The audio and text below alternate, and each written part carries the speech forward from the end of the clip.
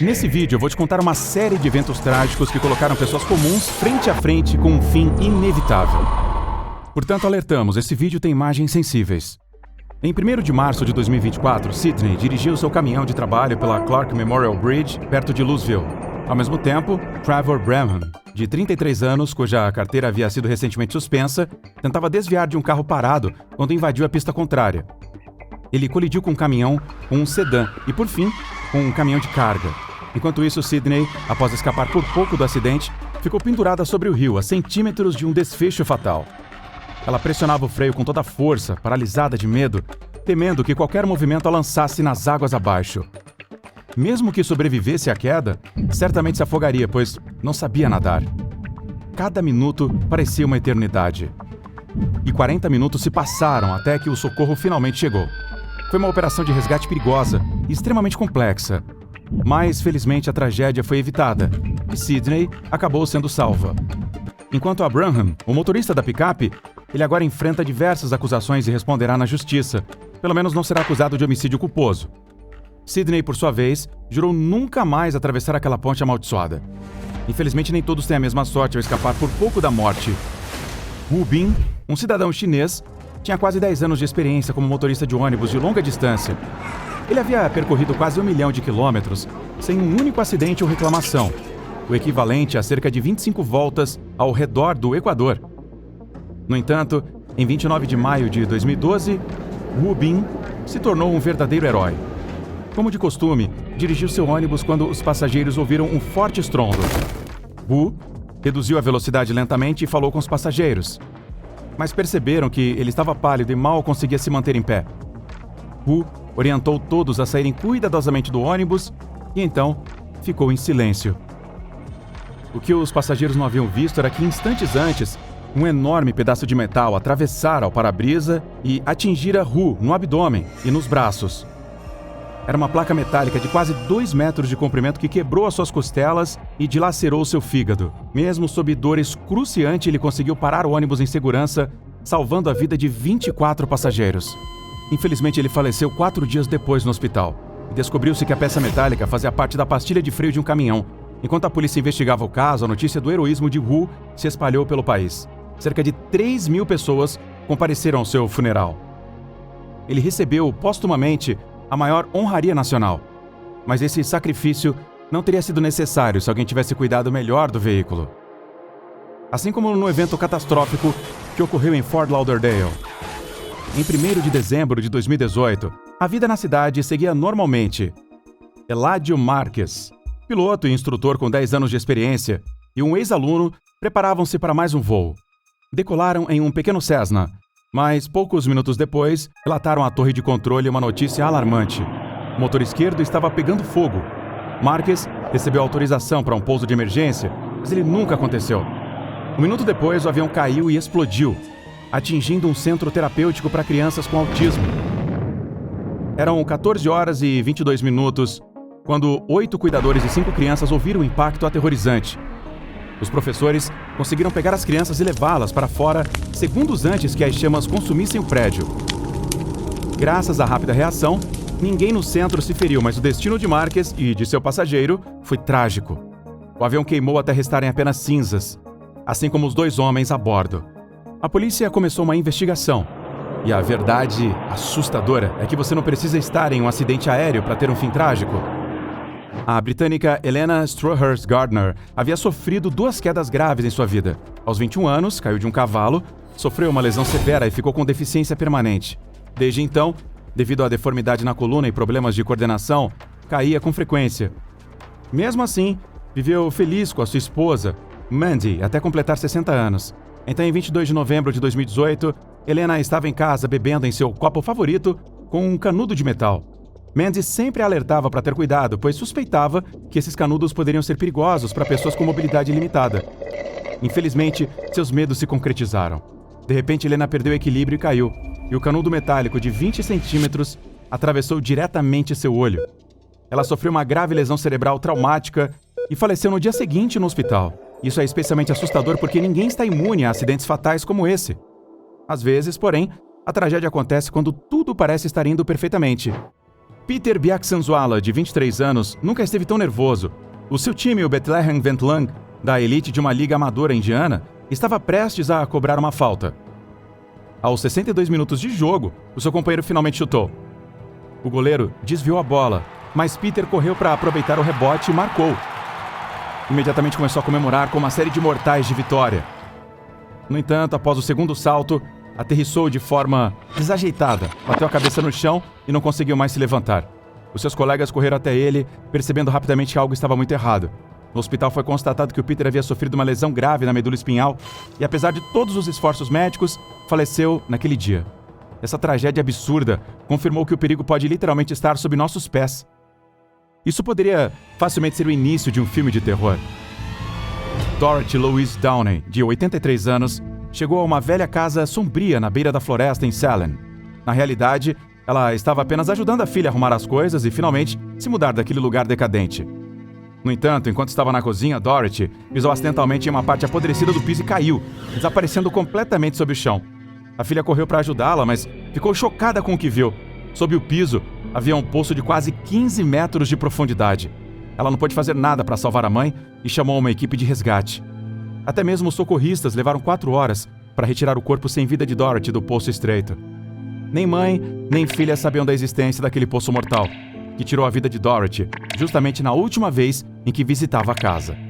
Essa coincidência parece resultado de uma maldição, assim como na próxima história.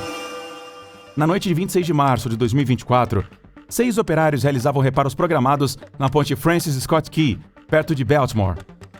Ao mesmo tempo, um navio porta-containers de quase 300 metros, o Dali, havia acabado de deixar o porto de Baltimore, com destino a Sri Lanka. Havia 21 tripulantes a bordo, todos ansiosos para finalmente voltar para casa, especialmente porque no dia anterior, o Dali já vinha apresentando falhas elétricas repentinas. E exatamente a 1h24 da madrugada, quando o navio se aproximava da ponte Francis Scott Key, a energia falhou novamente. Os motores pararam, a embarcação gigantesca começou a derivar com a correnteza. A tripulação tentou desesperadamente restabelecer a energia e corrigir a rota. A energia voltou exatamente 1 minuto depois, mas naquele momento o Dali já estava perigosamente próximo de um dos pilares da ponte. A tripulação avisou imediatamente as autoridades de que um desastre era iminente. A polícia conseguiu fechar a ponte para o tráfego a tempo, antes que o Dali colidisse com o suporte. Em apenas 20 segundos, o arco central da ponte desapareceu. Mas ninguém teve tempo de alertar os 6 operários que de repente se viram presos entre toneladas de metal retorcido e concreto, agora despencando na correnteza rápida do rio. As equipes de resgate chegaram rapidamente, mas à noite a visibilidade era zero. Foi apenas de manhã que deu para ver a dimensão da catástrofe que ficou clara.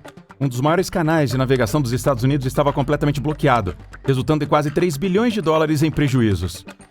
No entanto, a parte mais horrível foi que nenhum dos trabalhadores sobreviveu. O último corpo foi encontrado e resgatado por mergulhadores 6 semanas depois. Todos os homens eram imigrantes de primeira geração que buscavam alcançar o sonho americano, e quase todos eram pais de vários filhos. Enquanto isso, a tripulação do Dali saiu ilesa. Mas pelo resto da vida saberão que, se alguém tivesse insistido em consertar aquele sistema elétrico defeituoso, aqueles 6 trabalhadores ainda estariam vivos. E o tormento psicológico pode ser tão devastador quanto a dor física. Em 2 de janeiro de 2024, a japonesa Mika Yamaki dirigia até o aeroporto para buscar o marido. Ela ouvia as notícias no rádio quando soube de um desastre que tinha ocorrido no aeroporto. Na reportagem, mencionaram exatamente o voo em que o seu marido estava. Minutos antes, o voo 516, vindo de Sapporo, havia solicitado permissão para pousar no aeroporto de Haneda, em Tóquio. Os controladores autorizaram o pouso e os pilotos conduziram o Airbus com seus 379 passageiros até a pista. Às 17h46 horário local, o voo 516 tocou o solo. Segundos depois, a aeronave explodiu em chamas inesperadamente, lançando uma enorme bola de fogo ao céu. O Airbus continuou deslizando pela pista, deixando um rastro de fogo e fumaça espessa. Só então os passageiros perceberam que algo terrível havia acontecido. A cabine começou a se encher de fumaça tóxica, e os comissários anunciaram a evacuação de emergência. Enquanto isso, em pânico, Mika Yamaki ligava para o marido, e ele atendeu. Ele estava entre os primeiros a escapar do incêndio usando o escorregador de emergência. Os demais passageiros o seguiram, enquanto os bombeiros já combatiam as chamas. Mas, à medida que os minutos passavam, o fogo consumia cada vez mais a aeronave, exigindo a mobilização de mais de 100 caminhões de bombeiros. Isso não foi tudo. Logo, a causa do incêndio foi revelada. O enorme Airbus havia colidido com um pequeno avião da guarda costeira durante o pouso, e ambas as aeronaves pegaram fogo instantaneamente. Quando Mika finalmente chegou ao aeroporto, soube que seu marido estava salvo, assim como todos os passageiros e tripulantes do voo 516. Tragicamente, 5 das 6 pessoas a bordo do avião da guarda costeira morreram no local.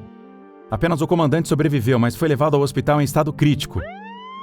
A investigação revelou que o desastre foi causado por vários fatores. Primeiro, o piloto da guarda costeira não ouviu ou não compreendeu a instrução do controlador para permanecer fora da pista. Segundo ele, desligou o rádio para mudar de frequência e perdeu a autorização concedida ao voo 516 para pousar. E terceiro, o aeroporto estava sobrecarregado pelo movimento do feriado de Ano Novo e não havia pessoal suficiente para monitorar tudo. Quando empregadores ou funcionários não cumprem adequadamente as suas responsabilidades, inúmeras vidas inocentes podem ficar em risco. Em 24 de dezembro de 2022, um caminhão saiu da Richards Bay, na África do Sul, com destino a Botsuana, transportando um tanque com 60 mil litros de gás liquefeito de petróleo.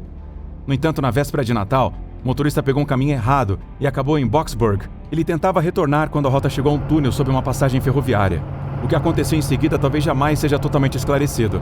Se o motorista não percebeu a placa de restrição de altura, ou se ela simplesmente não estava lá, o fato é que o caminhão ficou preso bem no meio da ponte. Mas esse estava longe de ser o seu maior problema, pois em segundos ele ouviu um som de vazamento e sentiu cheiro de gás. O homem chamou imediatamente uma ambulância, se sentindo tonto por causa dos vapores tóxicos, e acionou os bombeiros, temendo que o tanque pudesse explodir a qualquer momento. Mas eles não chegaram a tempo. Às 6h45 da manhã o gás explodiu. Quando o fogo tomou tudo ao redor, 2 explosões menores se seguiram. E foram tão fortes que foram ouvidas em casas e prédios próximos, levando moradores a sair para ver o que havia acontecido. Entre eles estava Nudmiso Machaba, de 26 anos, que morava a apenas 100 metros da passagem. Ele deixou os filhos com o pai em casa e correu para verificar se a sua esposa Nel e o seu irmão estavam bem. Dezenas de pessoas se reuniram ao redor da passagem em chamas, quando de repente ocorreu a 4ª e mais poderosa explosão. Todos que estavam perto do caminhão-tanque foram arremessados pela bola de fogo. Suas roupas derreteram instantaneamente sobre seus corpos e ninguém conseguiu se levantar novamente. A explosão destruiu a passagem ferroviária, o caminhão de bombeiros que tentava conter as chamas e várias casas e veículos próximos. O tanque detonou com tanta força que até um hospital nas proximidades foi reduzido a escombros. 13 funcionários e 24 pacientes sofreram queimaduras e ferimentos graves. 8 profissionais de saúde e o motorista, que estavam no estacionamento do hospital, morreram. O casal Machaba também não sobreviveu. E nos dias seguintes ao desastre, o número de mortos subiu para 41. Além disso, 2 pessoas que estavam no epicentro da explosão ainda são consideradas desaparecidas. Esse lembrete brutal mostra que até mesmo observar acidentes desse tipo à distância pode ser perigoso. O melhor é manter-se bem longe. As autoridades não conseguiram determinar quem foi o responsável. Infelizmente, em muitos casos assim, os culpados acabam escapando da punição, mesmo quando seus erros custam dezenas de vidas. Na noite de 2 de julho de 2024, uma área pantanosa cercada no distrito de Hathras, na Índia, estava quase vazia. Poucas horas antes, o local havia sido palco de um evento que chocou o mundo.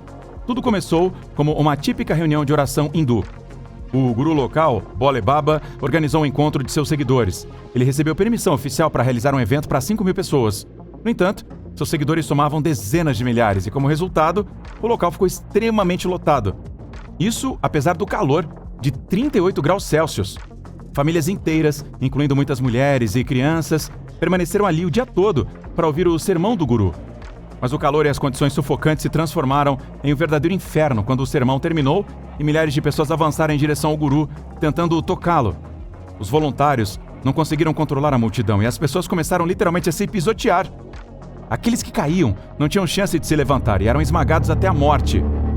Além disso, devido à pressão intensa, mesmo quem ainda estava de pé começou a sufocar, pois seus pulmões não tinham espaço para se expandir.